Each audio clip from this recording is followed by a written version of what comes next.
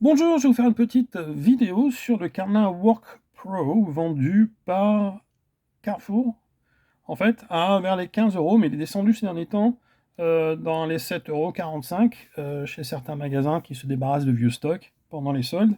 De même qu'on peut trouver aussi celui-là que j'ai trouvé dans les 6 euros. Et à ce prix-là, ça valait la peine de le prendre juste pour s'amuser avec. J'ai toujours eu des doutes sur ce genre de modèle. Alors je sais d'abord que c'est pas un canard qui est fait pour résister à un environnement comme dehors, par exemple. C'est pas un canard qu'on mettrait pour sécuriser un garage ou des équipements dans un chantier parce que il laisse passer l'eau, c'est de l'électronique, un bon coup de marteau dessus, c'est fini. La taille de lance est beaucoup trop fine, c'est même pas du comme certains autres ont marqué Harden dessus. Lui, bon, je sais même pas, j'ai pas osé faire de test destructif dessus de toute façon. Et je voulais vous revenir sur une chose que j'ai vue aussi. Ce genre de canard, on peut faire certaines d'attaques high-tech, c'est-à-dire qu'on peut par exemple induire un champ électromagnétique qui va alterner et qui va commencer à faire tourner le moteur à l'intérieur du canard. Donc celui-là a peut-être un corps en métal, mais ça semble être de l'aluminium, donc il laisserait passer un champ électromagnétique. Et donc oui, ce serait peut-être possible de l'attaquer de cette façon. Le Lockpicking Lawyer fait une vidéo là-dessus, il attaque un canard en corps en plastique, en induisant donc ce genre de champ magnétique avec un instrument qui coûte dans les 120 euros, 130 euros sur un site en France. Waouh, c'est un peu beaucoup d'investissement pour une simple petite démonstration.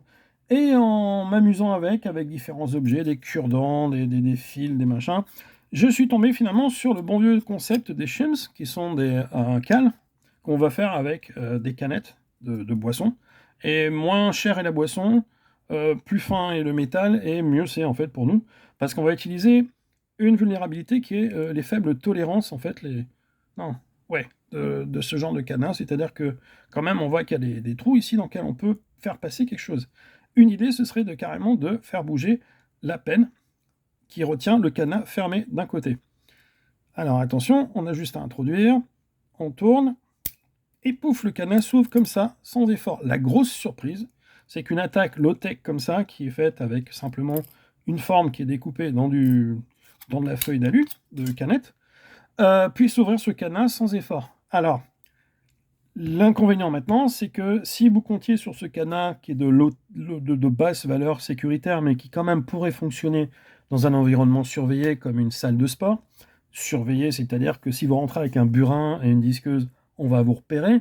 Là, par contre, une personne peut s'approcher de ce cadenas, l'ouvrir comme je l'ai fait en quelques secondes, et moi qui suis dans la même salle que cette personne, penserais, bon, bah, le gars, il a passé 3 secondes devant un cadenas, le cadenas s'est ouvert naturellement, donc ça doit être le propriétaire naturel du cadenas qui a soit la bonne empreinte, soit la bonne clé.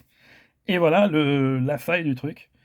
Finalement, il fallait pas chercher loin, juste ça suffit pour en faire un cadenas pas vraiment sécure. Donc 7,45 €, ouais, c'est un widget sympa pour ce prix-là, je trouve.